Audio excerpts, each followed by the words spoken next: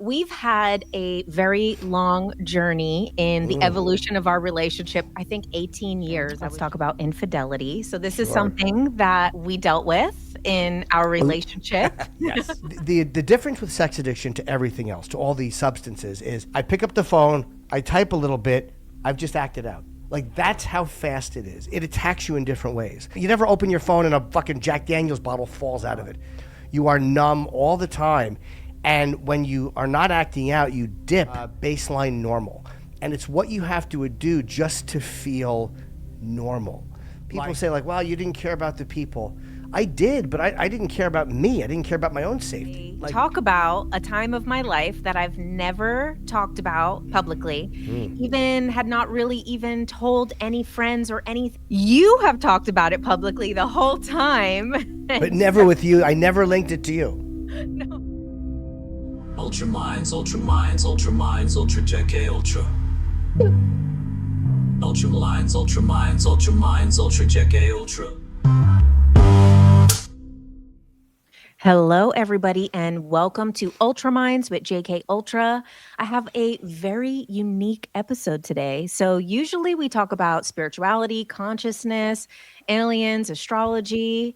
But today we're going to be talking about something personal because I have one of my best friends, as well as my ex-boyfriend, who is also a comedian that you probably recognize, Jim Norton. Welcome, Jim. Hi, Jen. So nice to talk to you. You know that. I know. I'm glad that we're doing this. What is going on with your background? What is that? Well, and my name in the room is Lopez Motors. It's in Scarface. This is the background that Frank Lopez had when Tony shot him. You ever see Scarface? A long time ago. He was Elvira's first husband, and he was the one, he was plotting to have Tony killed. So they went to Lopez Motors, and they killed him. And this is the same wallpaper he had, which I find just cheerful. I'm very happy to have it. So we've had a very long journey in the evolution of our relationship together. Yes. We've known each other for, I think, 18 years. I was just trying to think of the dates. I'll tell you, I know the night we met. It was the night that Monster Rain premiered on HBO, which was October something of 2007. I believe it was 2007. Let me see if I can even look that up while we're talking. I'm going to see if I can look Monster Rain HBO premiere. But it's October something of 2007. I can actually look up the date, but it's around there. Yeah, about 18 years. It's crazy. So, we've gone through a long journey. At that time, we were both in relationships with other people. Mm-hmm. Then we became friends. Yes. Then we were together. And then now over the last, 15 years, we've had an evolution of being very dear friends. And then now you're married to Nikki, who I love, who's another one of my closest friends. And now I'm getting married, and this is our long journey together. It's crazy. It's we stopped dating in 2011, 2008 to 11 approximately, and then just stayed friends after that. Which I'm friends with most of my exes, although you're the one I'm by far the closest to. Like with most of them, I'm on a hello and hey, good to see you basis. I want to have nice, because they're people that I loved at one point, so there's no reason to hate them now. But you, I've remained very close to, actively close to for the last, 13, 14 years. Right. And we've been a really big support system for each other in different ways.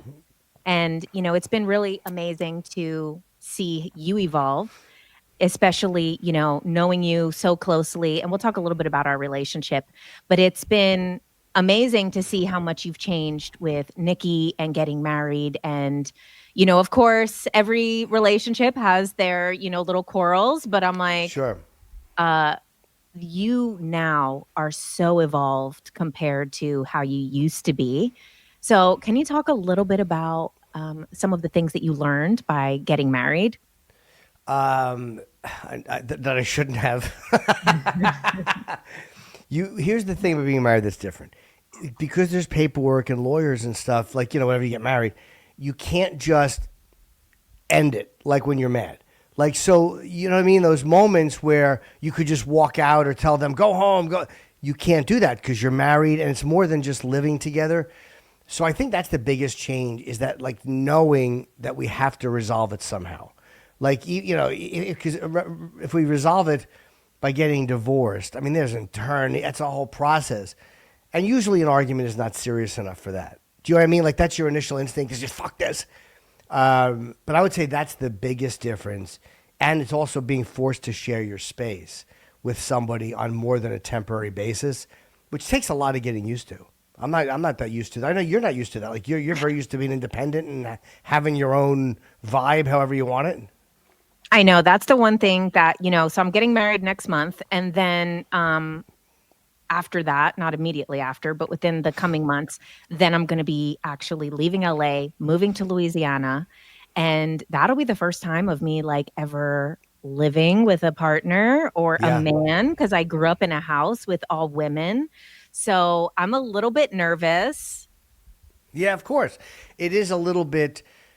There are things like unforetold, like things that you can't see coming that trip you up. Like, and I think this is probably true with all couples. It's almost like she'll do things. What the old expression that I learned this from being sober is we climb the mountains and trip on the molehills. It's the little thing. Like if someone drops dead in the family, you handle it. But if she rearranges my side of the medicine cabinet and I can't find what I want, which is normally a Blue Chew, if I can't find what I want, I fly into a rage and that turns into an argument. Like it's the things you don't see coming, the little day-to-day things that drive you crazy. You know what I mean? Like it's the major things you handle. Like the craziest shit you can handle. It's the little things. Right. And that's what's really interesting is, also because I am very involved in your relationship with Nikki, I talk to you guys both separately and give you guys both advice separately.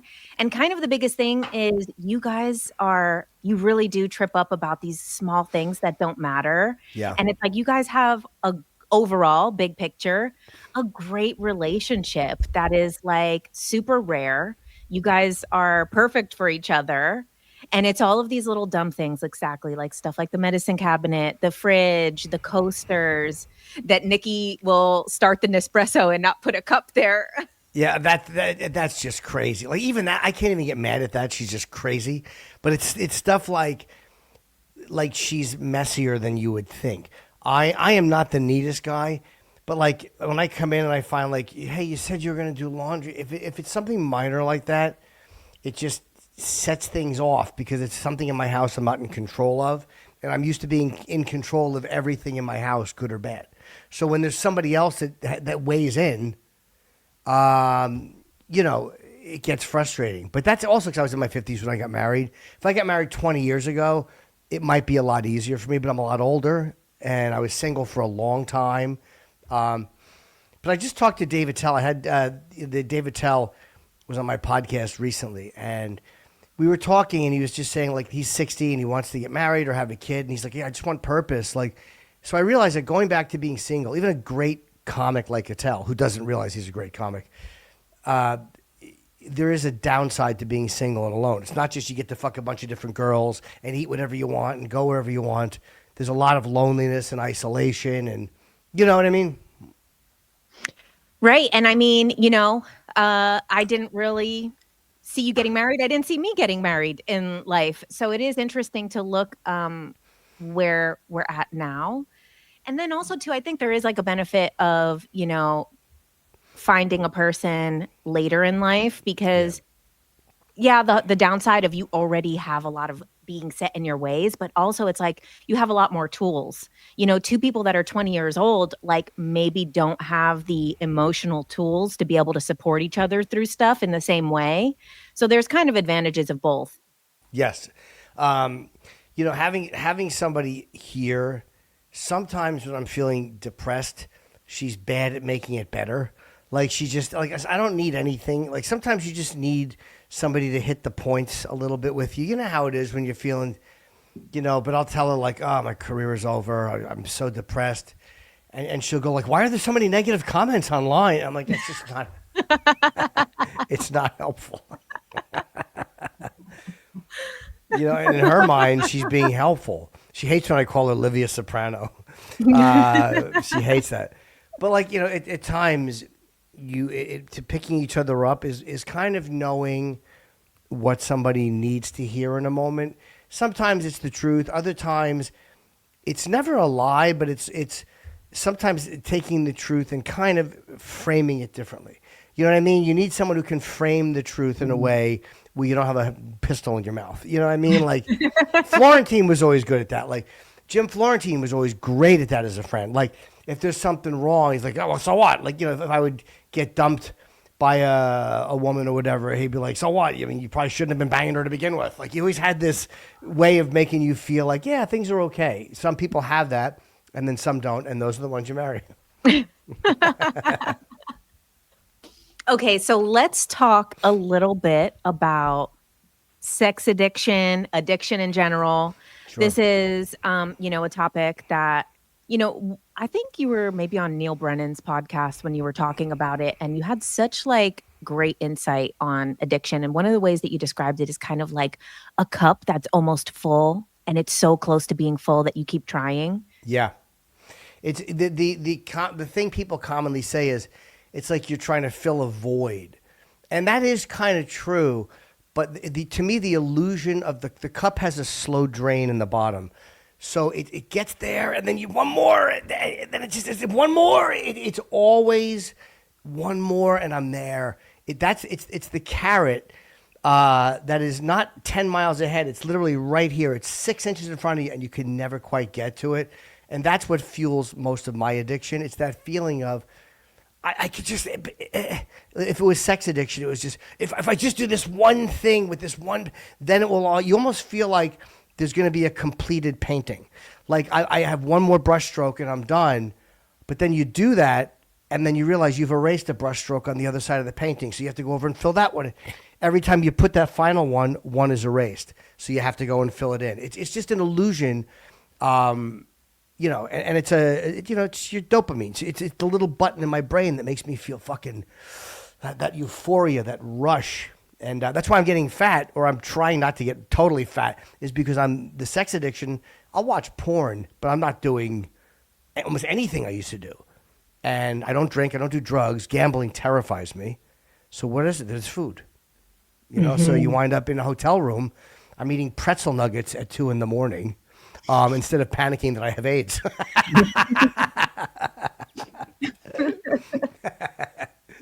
And so another thing that you said about addiction was, how once you come to the understanding that it's bad for you, that it's never the same again. And that you were talking, I think, about it with cigarettes. And, I quit smoking weed after 23 years of everyday smoking. Right. And that was something that I was keeping. When you said that, I kept in mind because it was true. I enjoyed it. Oh my God, I enjoyed it more than anything. But once I started to see maybe I shouldn't, which took a long time. I mean, it took almost 2 decades for me to think maybe I shouldn't. Right. Because I actually thought, weed is an interesting addiction because it's not super detrimental. It doesn't really that negatively affect your health. It does seem to make things a little bit better. Doesn't make you violent, right? Yeah. And it's also widely accepted to be able to do. Whereas it's obvious that alcohol or drugs are bad, but weed is kind of oh, whatever, it's weed. Yeah. And, when you had said that once you come to that understanding that it's not good for you, you never feel the same doing it. And then it kind of is this weird space that you're in. I would smoke and then I'm like, oh, I shouldn't. And then it never feels as good as it should have. Yeah, that's true. And I got that from when I was in rehab.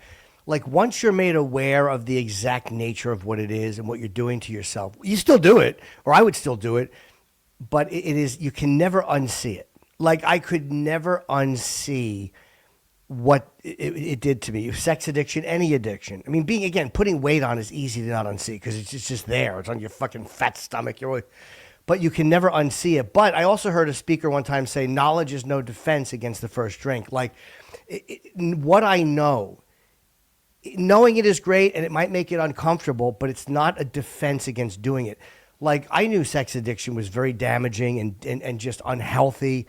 It wasn't good for the people I was acting out with. I mean, it wasn't good for me. It was, I was miserable through most of it. but that didn't stop me. The knowledge is not the defense. It's like knowing it is the first step, but then you have to take action. And that's the thing. Taking action is the really important part. Knowing it is great, but it doesn't stop me from doing it. Right. And it was really difficult with the weed because it seemed to make my life better, easier. I was so used to it. It was so intertwined. And being able to see the triggers, with any addiction, kind of identifying your triggers. Mm-hmm. With that, it was difficult. It's like my couch is a trigger, coffee is a trigger, like every single thing in my life was a trigger. Doing something, not doing something, something bad happening, something good happening. It's like every single thing was a trigger. So it was like working through that was really difficult at first. But then I kind of looked into and I know it sounds so cheesy to like people that smoke weed is like the Marijuana Anonymous. And because I was thinking other types of Alcoholics Anonymous, other things like that, they have their principles. When I actually looked into the Marijuana Anonymous, I was like, oh God, this is going to be like so. And what was interesting is it really talked about how it's a different type of addiction because you get to the very late stages of it before you even realize anything. Right. Whereas the others, it's easy to see the downfall. Yeah. You have a hangover, you make bad decisions. And then with weed, it's like you're so far down the path before you even realize. And then you kind of start to realize like, I've had so many situations that I've kind of robbed myself of the full experience from because you go outside to smoke, and it's like, it was really interesting perspective on how it is different than other addictions because it's creeps up in a different way. Right. So to seeing like the real, it's harder to see the immediate destructive result. But I firmly believe pot's addicting. Maybe not like, it's not like heroin physically, but it's mentally very, very addicting. All that stuff is. So yeah, I'm glad you quit. And I know it's hard. But I remember when I quit smoking, I would be on my computer and I would be like, oh wow, I've been on my computer for an hour and I haven't even thought of a cigarette. Like it was these minor victories, little creeping victories along the way. It was never like, hey, I'm just done and I'm done. There was, wow, I didn't think of this for a few hours, or I haven't done this in a little while. Like, so, it's sometimes the wins are small, but they add up. Right. It's a year for me now of not smoking, which is crazy. It's the longest I've ever gone since That's I was great. 12 years old. Yeah, it's amazing. And so another thing that was interesting about it too, that I, when I was kind of making the decision to stop, information that I'd come across was, if you can identify how something is negatively impacting you, like a substance or something like that, then that means it's really bad. Because everything is common. Like all the negative stuff is just so a part of the daily routine, you can't identify that that's making it right. Mm-hmm. Yeah, it makes sense. And so I know you're like not someone who likes to really like give general advice. I know you like more so speak on yourself. But what do you think about like, say, someone who like is drinking, is something, and doesn't think it negatively affects their life? I mean, I do like giving general. The reason I keep it on myself most times is because I feel like that's all I'm really qualified to do. Like, it's not out of narcissism. It's out of like, I can tell you what happened with me, but I don't think I'm qualified to tell you how I mean, that's kind of where that motive is. But somebody who thinks alcohol isn't negatively affecting their life, I would say, all right, well, look at the evidence. Like, really look at the evidence. What are people around you saying? Have you missed work? Do you feel bad? Do you vomit? You know what I mean? And there's a test of 20 questions you take. Are you an alcoholic? I would suggest people take that test and just be honest. Like, maybe you're not. Again, it could possibly you had 2 bad nights. But if you answer X amount of questions, then chances are you should examine it. Everyone's... And the reason, another thing too, is addicts are very stubborn people. Like, you're not going to scare someone into quitting. You're not going to scare someone, you're going to die. Shut up. Death is intangible. We know. But it's like more immediate effects. Mm-hmm. Like when I see videos of like these girls, they're 21, 22, and they've gotten drunk. And there's one woman, she plowed into a wedding, like it was a bride and groom were on a golf cart driving down the shoulder of the road right after the wedding. And she drunkenly plowed into them. She killed the bride. And the groom is in terrible shape. And I don't think she really remembers it. And watching her reaction as they told her. Or there's another, and these are both just happen to be women, but there's another woman here. She was an event planner and she was supposed to get married. So she has this argument with her fiance, and she had been drinking wine, and she's walking across the street and she just pushes this old lady. I guess my theory is that the old lady was getting into a cab that she wanted to get to. The old lady falls. She's like a voice actor or something. She hits her head and dies. So now this girl is up for manslaughter. And I'm like, that's how it happens. Like, not you dramatically go out in a ball of glory and die. It's you push an old lady and she bangs her fucking head. Or you think you're in better shape than you are and you plow into a fucking bride and groom. Like, those are tangible. Like, those are things that are reachable in my brain. Like, that's what can happen to you. So I learned from watching those people, like, that's how lucky I've gotten. You know what I mean? Anyone who's avoided that stuff, like, why not me? Like, we always say, why me? Why me? Why not me? Like, why am I so lucky that I didn't take the wrong amount of drinks and fucking run somebody over and kill them? I mean, then it's a mandatory prison sentence. You know what I mean? Like, I learned from watching those people, and they make me very grateful too. Like, I feel lucky. I don't feel better than them. I feel very fortunate that I was not. That's not how my life went. Mm-hmm. And then, so let's go back to this sex addiction thing, because, I think, as usual, I've said this to you over the last, 18 years, that you're always like very ahead of the curve on a lot of things, on like a lot of perspectives, on a lot of decline. But you really are ahead of the curve on things. And, you were talking about sex addiction a long time ago, and Yes. the porn addiction and stuff like that. And now the world is very different. Like before, when you were younger, you were going to like, a DVD store. And now it's like so accessible. And then there's OnlyFans. So I think they said that something like 1.3 women between the age of 18 and 24 is on OnlyFans. And then now I think there's something like 1.3 women, 1.3 billion, were you saying? Or what were you 1.3 million women. Oh, million. Okay. Are between the ages of 18 and 24 in the US have OnlyFans as a creator.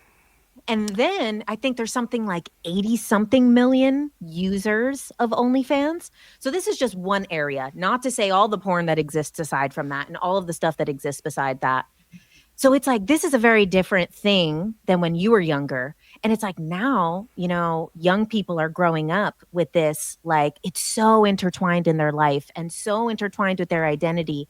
So now it's like the sex addiction, I think, is like kind of just starting to come to like the collective as like, this is actually an issue. And the porn addiction is actually an issue, because before it was kind of seen as free speech or empowerment. And now we're starting to see like the effects of it. So like, what do you think about, like, with everything that you know from your experience of what's happening to the collective of people and young people being exposed to it? Well, there's people that will say there's no such thing as sex addiction. It just feels good. Because those people are fucking idiots. Like, it's not about like, hey, is it normal? Does it feel good? It's what am I willing to sacrifice in order to achieve a high with it? Like, I risked, I would ride around looking at prostitutes all night. A lot of times I wouldn't even pick anybody up. It was hours and hours and hours of your life.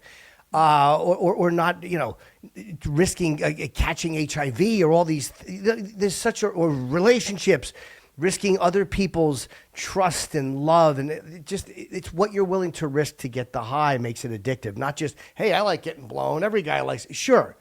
But it's what am I willing to do for it? How much time do I invest in it? Does it interfere with other activities? And the phone, like, hold it up dramatically, like people don't know what a phone is.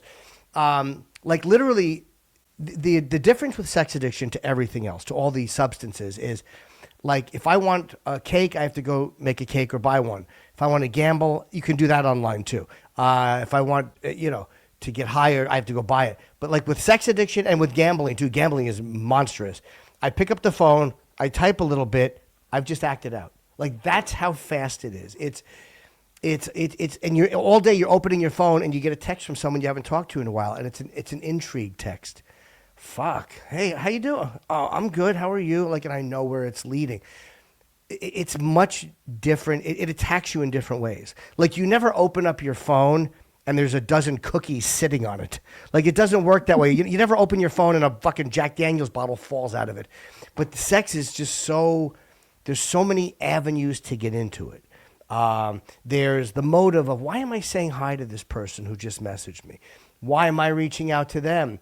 Why am I putting like a little innuendo with LOL after? Like, it's all, I realized how addicted I was to sexual texting, even more than acting out. Like, I acted out a lot, but it was so much of it was in the brain that turned me on. Like, so much of it was just dirty texting and porn and being isolated.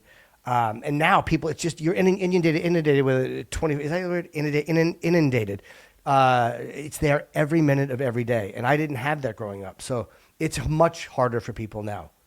Like, especially young people, because you're like your whole life, this is all you've known, is absolute, complete, unfiltered access to it whenever you want it. You know, that it's crazy. And it's so easy, unlike other addictions, like you're saying, to just do, because it's like, at least, you know, even with something like weed, people know you're high, your eyes are glazed over, you know, you act different. With that, it's like, it could be just happening right out in the open. It could just be happening at any point. Yeah. You know, so it's also harder to deal with because it's very easy to hide. Yes. And I also don't, me saying all this, I still think all of it should be legal. Like, again, adults make adult decisions, and maybe they're bad for us, but that's what our right as adults is. You have the right to gamble. You have the right to, you know what I mean? If it affects other people, that's one thing, but I'm not advocating for this stuff to not be accessible either. Like, it's just one more thing we have to grapple with. How do I handle this? How do I manage this?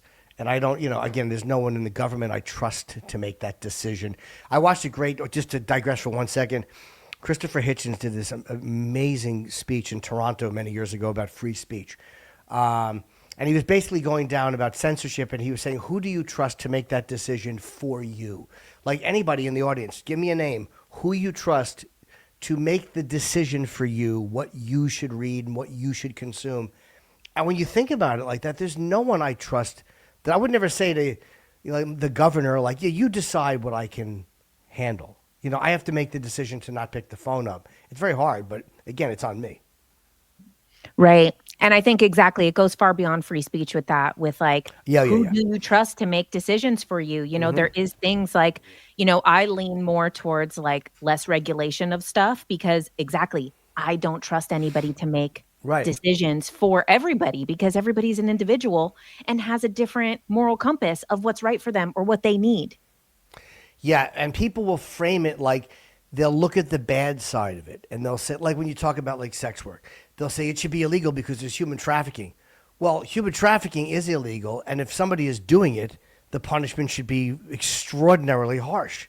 If an adult is making an adult decision that other people might not agree with, well, that's for that adult to make. And if they're making a decision that's bad for them, it's not the government or society's job to protect them from their own decision making. You know what I mean? Like with any vice, with any behavior, but if there's an illegal aspect to it, like people are forced to do it, all right, well then make the punishment for that barbaric.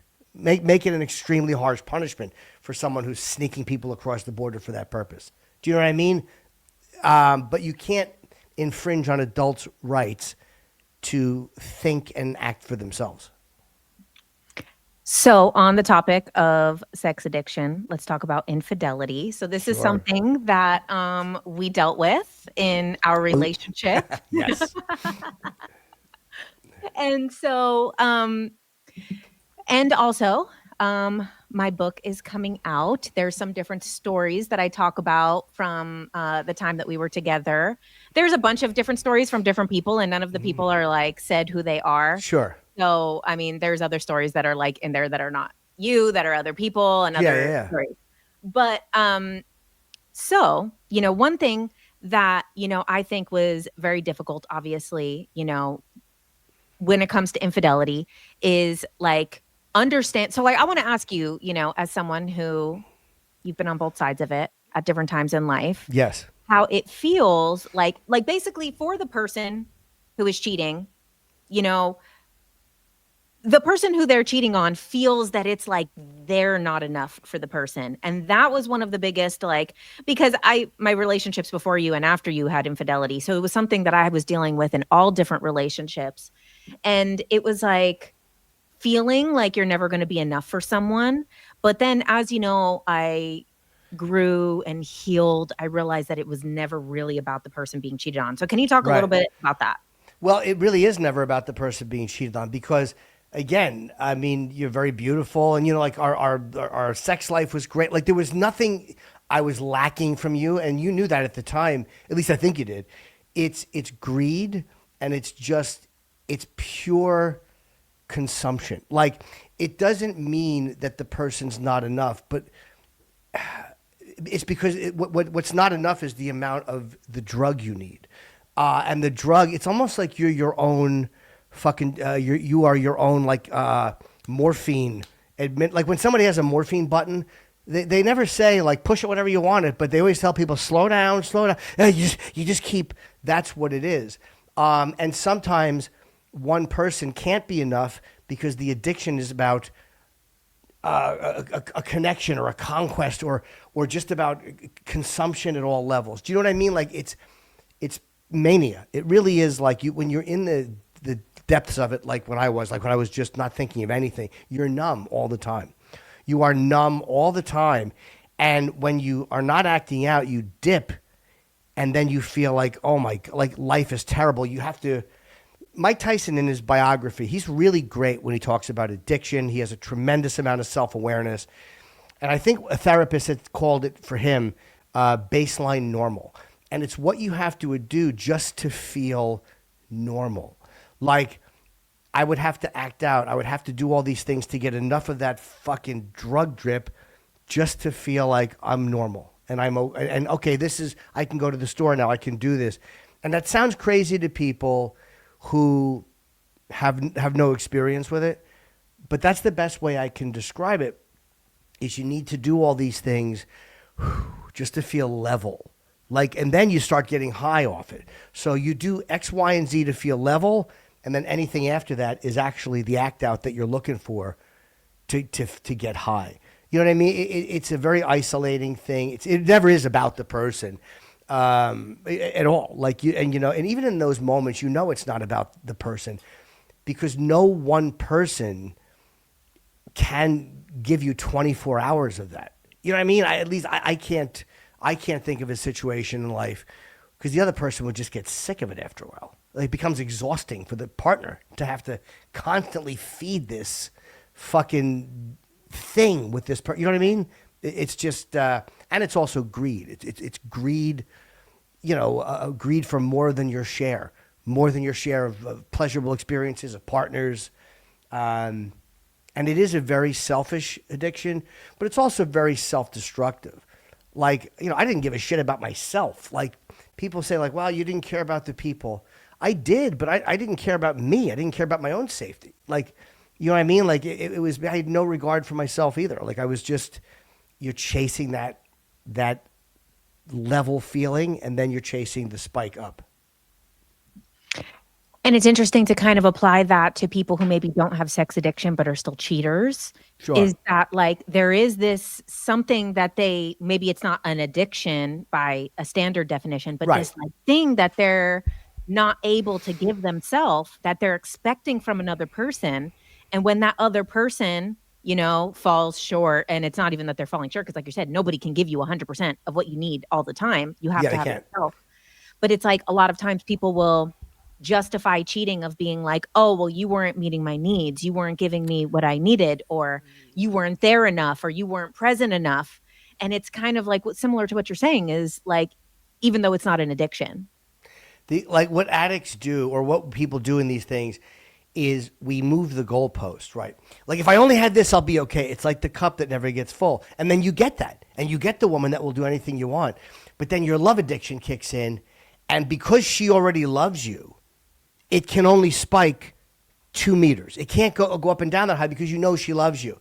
So to go from 0 to 10 with someone, fuck, that's the rush. So then you seek out new people. And you don't think of this while you're doing it. It's not like you're sitting there mapping. I know all this in hindsight. Like The conquest or the new is because you start from zero and then you spike up. But when you're in love with somebody or they're your partner, it's an impossibility to get that because you're already at an 8. Does that make sense? Like you're already there with them. So you're basically taking your own cup and throwing half of it out and then filling it up. You know, it's just, I can't think of better examples to describe it, but it's something that a person, by the nature of it, one person can't fulfill because the addict will move the goalpost to need something that is an impossibility to get. Like if you're a love addict and you're getting love from someone, well, then you technically, that's the end of the movie. You're good. So what you do is you move the goalpost and now you need the love again. Like that's not enough. You need the love again. But that's all. You're not there enough. You're not this enough. You're not doing this enough. Or it's not even, a lot of times you're not even blaming the other person. It's not even you're not there enough. It's I want. Like, you know what I mean? There's a difference between blaming the other person and saying you're not giving me enough. Because a lot of times intellectually, they are. Like, like this person will do this. This person will do that. Like, it's not about them. So you just kind of, in a numb phase, you just move, you just tick once to the right and go, I need to have, I've eaten so much chocolate, but I'm still a glutton. So now I want fucking gummy bears. But you know what I mean? So the chocolate there is there. I have more than enough, but I want gummy bears because I'm a glutton. But being the glutton is the fucking problem. Not the chocolate, not the gummy bear. It's me being a pig, a gluttonous pig. Yeah, you're right. I think people maybe use the excuse of you're not to justify. But you're right. It really is about I want, I need. And it is moving the goalposts because most of the time when people are cheating, it's like they already have what they were looking for. Yes. Yeah. And look, are there cases where there's couples where the wife won't fuck the husband or the husband? Sure. But I think in talking about like in an addictive way, again, I'm sure there are people who did the best they could and they're just not getting what they want and they meet a new attractive person and they cheat. I'm sure that happens a lot. But in the sense I'm talking about where it's mindless and where no matter who you're dating, you will eventually do it. That's not about them. That's about me and my, you know what I mean? Or that's about whoever's doing it. But that's never about that person. So in my book, I talk about a time of my life that I've never talked about publicly, even had not really even told any friends or anything because it was something that like I didn't want to define me but you have talked about it publicly the whole time. But never with you. I never linked it to you. No, I know. So there was a time, which is partly how we met, was the time in my life that I was a dominatrix. Yep. And we met. Okay, so that's pretty revealing, maybe shocking to some of you. But as we spoke about, my book, Ken Not Included, is finally coming out. It's a satirical self-help memoir. And trust me, the memoir is quite juicy, maybe more juicy than you were expecting, maybe more TMI than you were expecting. But I am calling all the parts of myself back. I have nothing to worry about, no shame, because all of those things are me. And a big message of the book is reclaiming yourself and retelling your story and how freeing it could be. So the overall message of the book is really about writing your own story because we've been programmed by society, by marketing, by fairy tales, by the workforce, by social media. So many levels have been telling us who we are. So it's time for us to see what the origin of this is and that is, the origin of femininity is, the origin of shaving your legs is, the origin of what we want in a partner. These were programs that were engineered into us, basically fucking mind control. So, Cannot Included is a journey through all of the things that have programmed the modern woman, and I share my own stories to take the heat off the reader, if you will, and also to own that it's like okay to tell your story, no matter how out of left field it might seem. So I really hope that you guys enjoy the book. You can get it on Amazon, Cannot Included by Jennifer Carmody or by JK Ultra. And I'm so looking forward to hearing your feedback on it. And this book has been a very long time coming. So thank you. Thank you for your support. And I can't wait to hear what you think. Was the time in my life that I was a dominatrix. Yep. And that is, we met at my show. Your ex-boyfriend at the time was a fan and brought you to my show with, I think, your sister and somebody. My whole family was there, which is crazy. Oh, were they really? And I talked about BDSM on stage. It was just in my act at that time. And you guys came up to the merch table afterwards and we met. And he's like, yeah, this is my girlfriend, Jennifer. And we talked and you, oh yeah, I'm a dominatrix or whatever. And it was all very open. And it was like, hey, maybe we'll, give me your card. Maybe we'll session one time, and it wasn't sneaky, he knew it and, and then I think, how long was it after that before we finally did? I don't think that long. I think you reached out to me pretty quickly. I probably did on the way home, but I mean, it was like, it was, and we sessioned, and then afterwards we stood there and talked for a while, which I always liked. We would always have great conversations after. And I knew I liked you quickly because I would let you smoke in my apartment. No one smoked in my apartment. And then you would light up a cigarette. I'm like, oh, I'll get you a cup because I just wanted you to stay. And we sessioned for quite a while. I thought you were at least 10 years older than you were. And it wasn't because you looked. You said something one time about me being in my 30s and I was 19. I thought you were at least there. And you didn't look, it wasn't like you looked at it, but it was the way you carried yourself and the way we talked. It just never occurred to me to ask. And that was, remember, a genuine moment. I was just making a point about something. But you were very smart and we, you could talk about anything. You had very definitive opinions, like a very defined way of seeing life. And you were so good at being a dominatrix. It never occurred to me that you were 19 years old. I mean, I think I was shocked when you told me.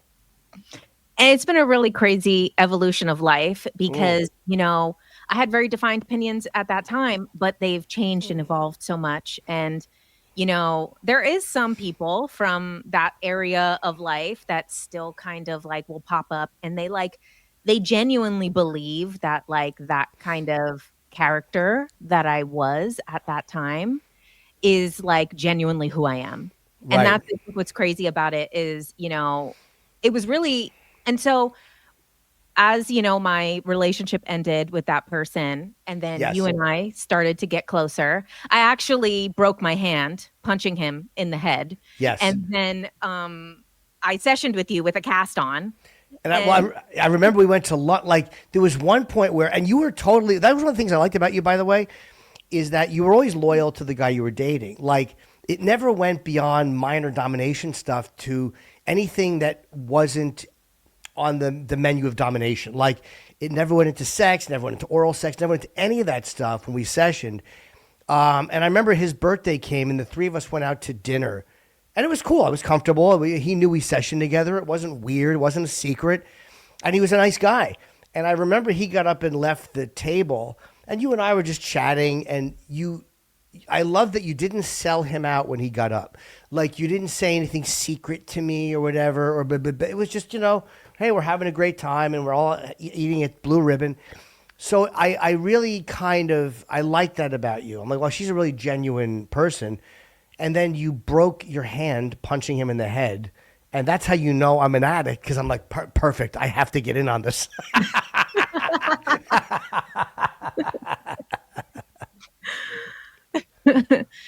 And then you and I started dating after that. And that's really was a huge pivotal point in my life because there was that's when then you were like, well, I don't want you to do this anymore.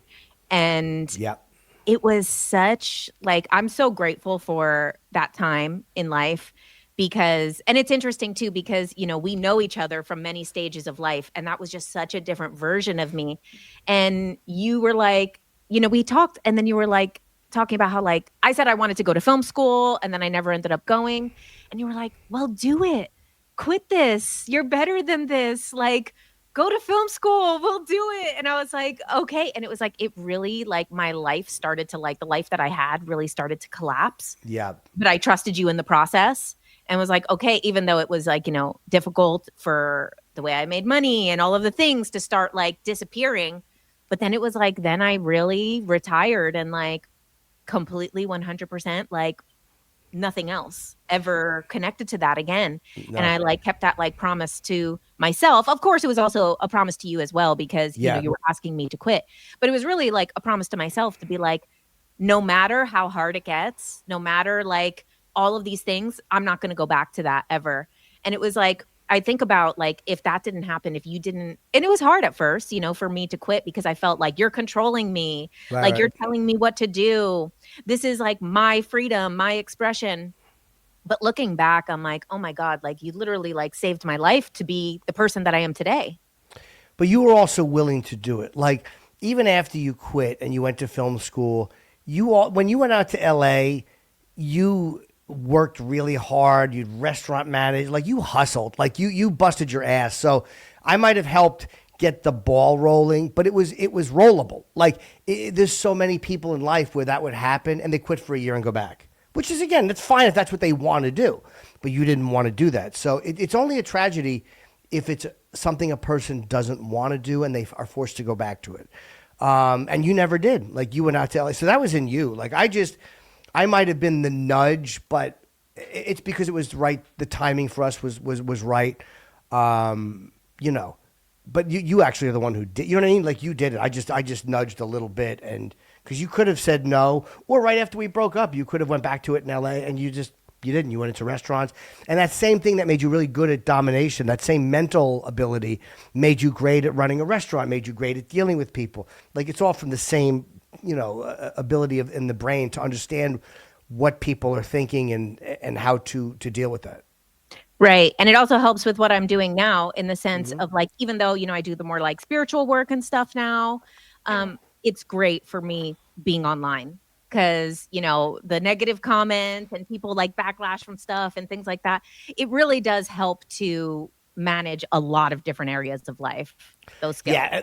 And the negative comments, look, they're annoying sometimes, but it's such a part of it. It's such a part of any public life. You can't get away from it. You're never going to micromanage it away. Like there's no way to do it right. There's no line you can walk where everybody is happy, because that assumes that everybody is only making shitty comments because they genuinely don't like something. And that takes away all of the reality of it, which a lot of shitty people are broken and angry, and they like to lash out because that's where they feel powerful. So like with that factor there, I can never do everything right. So you know what I mean? When you stop trying to do everything right, you realize they're going to complain anyway, a lot of times because maybe something I do sucks or because that's who they are. You know what I mean? Like, see, you can't get caught up in being crazy about it. Right. And it is crazy. This is the first time that I'm ever like talking about it in any type of public way associated with like my real self, my real name. And so I kept it secret even from friends because like, I just felt like, what if I tell somebody and then they try to like use it against me later? And I wanted to like build myself in my own identity as Jenn, as Jennifer Carmody, I wanted to be that before being like something like an ex-dominatrix or something like that. So I kept it secret from everybody. But over the last couple of years, I started to kind of come out to like different friends and stuff to kind of get comfortable because I knew it was going to be in the book and I knew I wanted to like have control of that narrative. And the funny thing is like I've told some friends and I'm like, okay, well, I have to tell you something. And then I tell them and they're like, okay, what's the thing?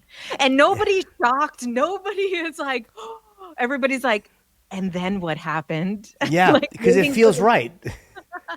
It feels right because, half the times you're like, I fucking hate men. So like nobody is shocked that you would enjoy kicking the shit out of one of them.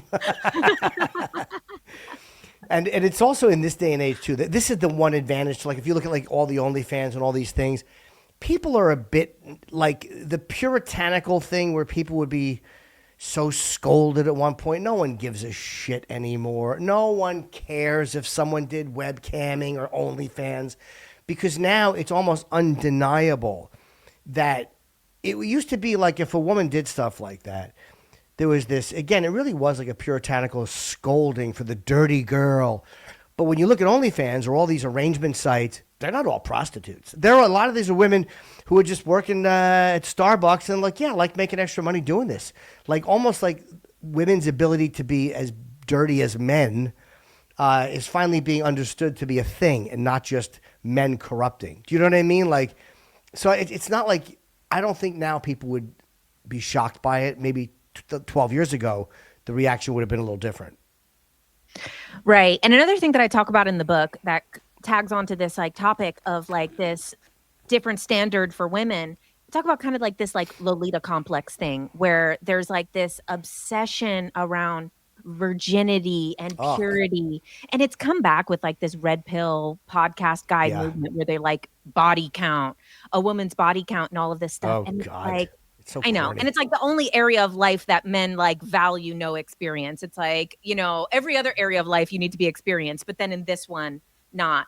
And then it's crazy with like, too, all of those same people who are starting to get to this like kind of red pill, pure thing around women are shocked about Epstein. And it's like, that's the same shit, is this obsession with young virginal girls. And it's like what they're talking about with like someone basically like, oh, never been with a man, virginal. But then you guys are shocked about the Epstein thing because what? Wealthy people are doing it, but it's fine if some podcaster says basically the same thing in a different way. It's so crazy. And it's all fake. There is these red pills, pure fucking. They're as fake as the progressives who they hate. Like you're the same people in the same room. If you didn't talk about what you like, you'd be indistinguishable. And a lot of it is just men being insecure. Their dick's not going to be big enough. They're not going to be good enough. They don't want the comparison. Whereas I relish in the comparison.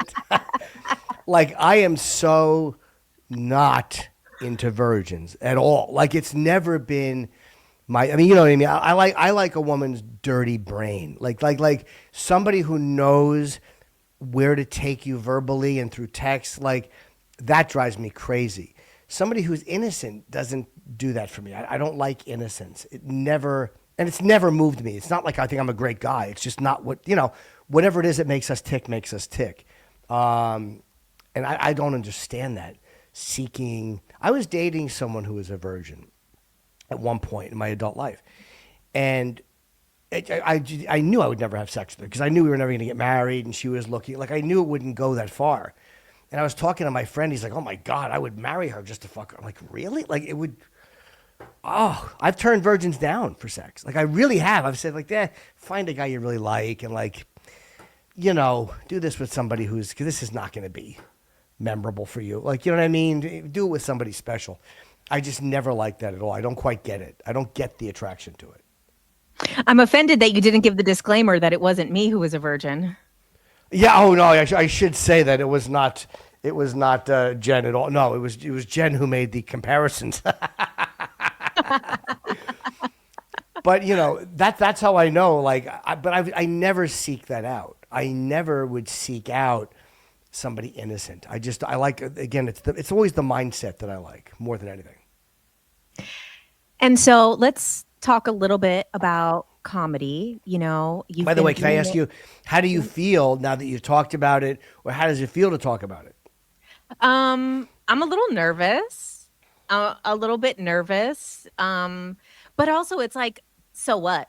Like what's going to happen? Someone is going to what? I guess I was worried about people throwing it in my face. Like, yeah. But it's also like, who really cares? And also at this point, it's like, I've already like, my identity as who I am is so much more, because after I left the Domme stuff, one of the things that's really difficult about leaving that, or say someone who does webcam or someone who does OnlyFans or things like that, the difficult thing that nobody talks about is the identity crisis that happens, because there's a fake persona that gets really lifted up on a pedestal. And then when you leave that, you feel this like, you wait, crash a little.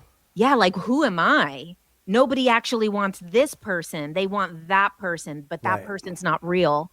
And, so I think that, is why I couldn't do it earlier. Now I feel different.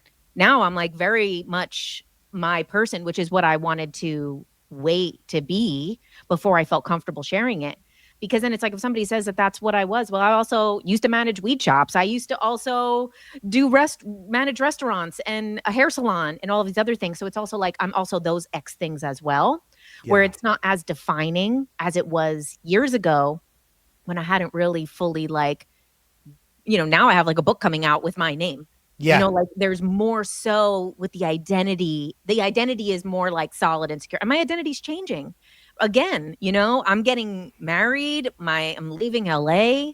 I'm like, this chapter is closing on the book. Like so many stories in the book are so different than who I am now, but I'm Right, still right. giving like kind of like, when you did happy endings or something like that. Those are such old stories of a different part of yourself, Right. but it's like they still need that kind of attention that those parts of yourself wanted to put out there. And also, don't forget too, like anybody who's like leaving that life because they want to leave it, and they go like you just said, where am I? I'm like they want that person, not this person. Don't forget, you are also dealing with all of that person. Like you are dealing with all of these people, most in addiction, who are online gooning, which I just learned what that actually means. Like you're not dealing with their best self either. So like your persona is dealing with their personas, their online pervert persona, their secret persona, but you're not dealing with it's not like all of these wonderful people who are grounded in life are now rejecting the real you. It's the I don't want to say addict, but the alternate you that's behaving that way. Of course, you're going to, those people are looking for someone else behaving that way. They're not looking for a real person because they're not being their real selves. Does that make sense? Yeah. I mean, exactly. It's like comes back to everything being a mirror. And that's what's happening too with like, say, even now with OnlyFans models or webcam stuff. It's like, yeah, that person's not being them true selves, which is why they're seeking out someone who's playing a character and they're convincing themselves that that character that person is playing is actually them because it's for their fantasy. Yes. And one thing we need to do better as a country, which will help alleviate stuff like this. I love that Melania Trump is going after her cause now is revenge porn, which I love. I think that's amazing. And of course, the press doesn't cover how great that is. That's a really noble cause, and it's very of the time. And I think that when people's, and I'm not talking about crimes, but just when people's private sexual stuff, the videos of them fucking or nude photos, the punishment against the scolding that people get who expose that type of stuff, people's privacy. But we don't do that. We take what we learn from the privacy and we attack the person instead of going after the person who just decided to reveal somebody's private photos or reveal private sexual videos of someone. So instead of shaming the person whose sexual video is out, we should be monstrous to the fucking person who put it out there. Like the hidden sex tape or the fucking, hey, this girl sent me nude photos or videos of her blowing me, and then I put them out there. And we're like, oh, she's a slut, instead of going, this fucking absolute piece of shit. Do you know what I mean? Like, we should put the blame where it belongs, as opposed to making somebody feel like they're dirty for just being sexually a little Right. off-center. Which has happened with politicians so many times. And it's like, yeah, the person who's putting it out is way worse than the person who's being exposed. Yes, absolutely. In most cases, yeah. So one thing on the topic of comedy, but also, artistry and stuff in general, living your craft.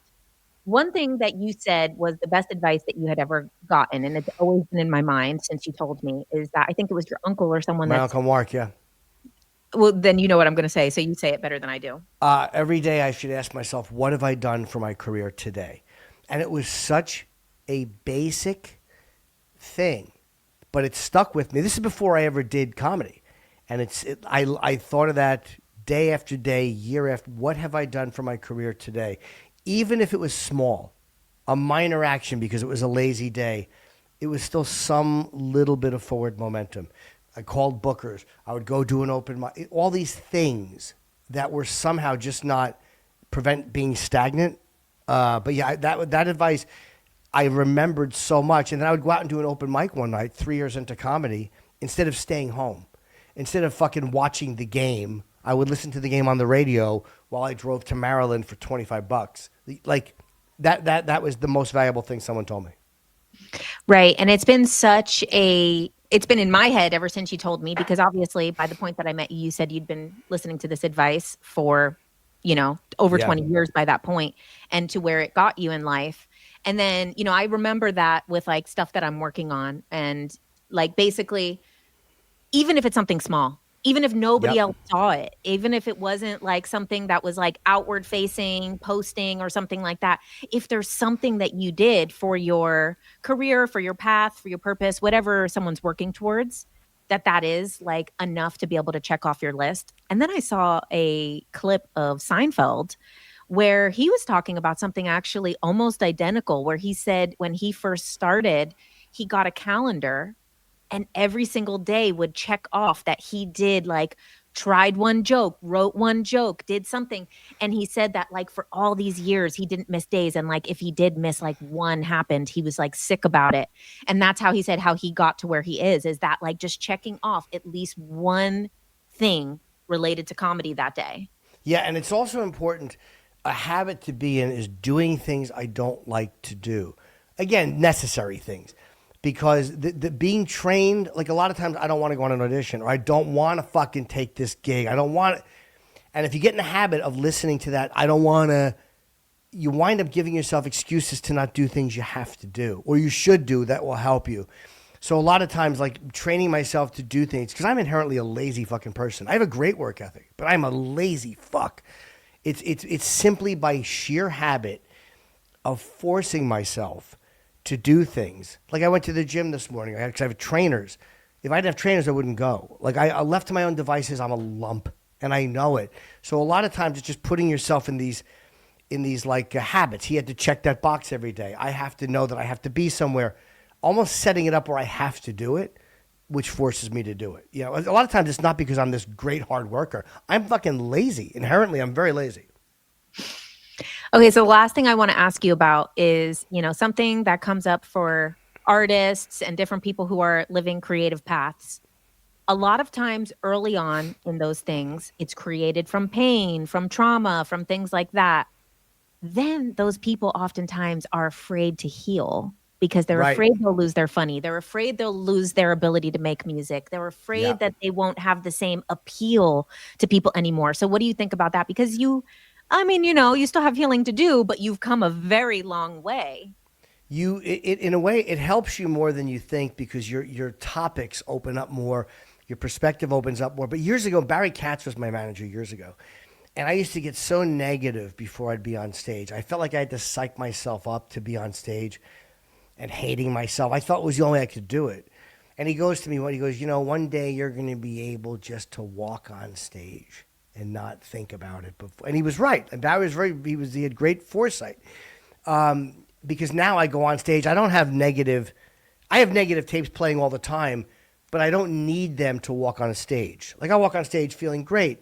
Or I'm doing new material on my wife's obsession with Chat GPT, and it's fun, and it's not, you know what I mean? Like I don't feel a need to do anything that is negative if I don't want to. Like I know I can, but I don't have to be in this pit to be successful because a lot of times it becomes redundant, and you have to be careful about that. So purely for a selfish reason, as a performer, you should embrace anything new because you're going to get redundant if you don't. Even if you don't want to, just look at it as an opportunity. If something happens, good or bad, like, all right, I can at least get material out of this, or I can at least get something out of it creatively. But yeah, I mean, you're right. That is a trap that a lot of us fall into, and it's kind of hard to, you have to really be aware of it to pull yourself out of it because it just becomes a bad habit.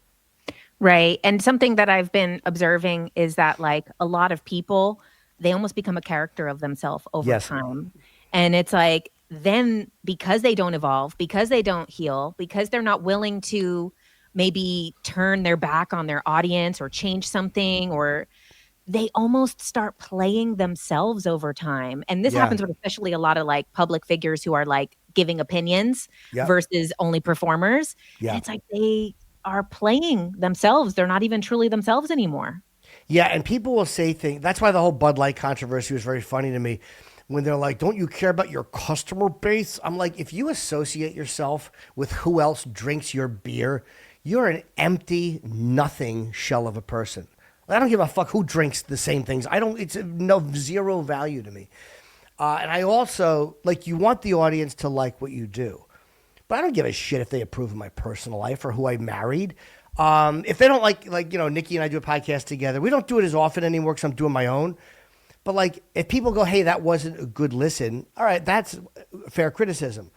But if they just don't like that I'm married to who I'm married to, or they have just, who cares? Don't come. I don't give a fuck. I don't care if I don't sell tickets, because I'm not gonna.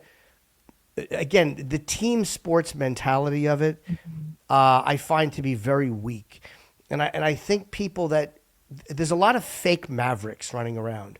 People think they're talking big and thick and tell it like it is, but what they miss is that they are only saying things that also rally the group they're a part of. So their cowardice is never upsetting the group they're a part of. I'm not concerned with people not liking my marriage or my life decisions. I do the best I can, like everyone else. Sometimes it's great, other times it's not. I will never feel like I held back. I've told people almost everything. So, you know what I mean? It's like, and if you're being honest, there's always more of you can tell because you're still living. Like, you know what I mean? Like, as opposed to playing a caricature, like if I was only talk about getting hookers, I mean, I haven't done that in years, but I still want to, so I can talk about that. I can still talk about how I'm getting fatter because I just keep jerking off and looking at porn. Why? Because I'm being faithful. Like, there's always a way to keep it going where you're being honest and current, but you don't want to just keep replaying the exact same things you talked about. Okay, so then the last thing I want to talk about is your podcast, because after all of these years on Sirius, and now it feels like listening to your podcast, it feels like fresh and new. Like, are you excited by this kind of new format coming back? Yeah, I mean, look, people are like, oh, you waited a long time. Yeah, but I was making a living broadcasting all those years. It wasn't like I was just fucking sitting in my basement waiting for the right podcast. Like, I was making a living live broadcasting. So I feel like, I wish I had done it sooner. But again, I was also working actively in a microphone. I love it. It's so much fun because you remember I did the advice show on Sirius like 11 years ago. And I didn't want to just be a comedian, only talking to comedians. Like that's great, but so many guys are doing it. So the X factor is people call in for advice. Yeah, sometimes the callers are lame, but other times they take us in a direction that we wouldn't go in because they're outside what we're talking about.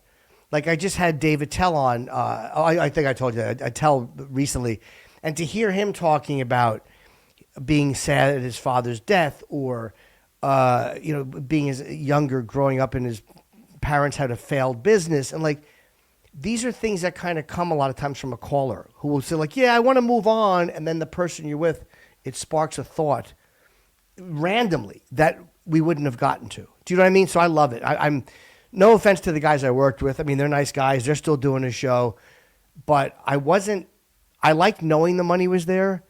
Like, sure. But I creatively wasn't happy anymore because I was there for 20 years.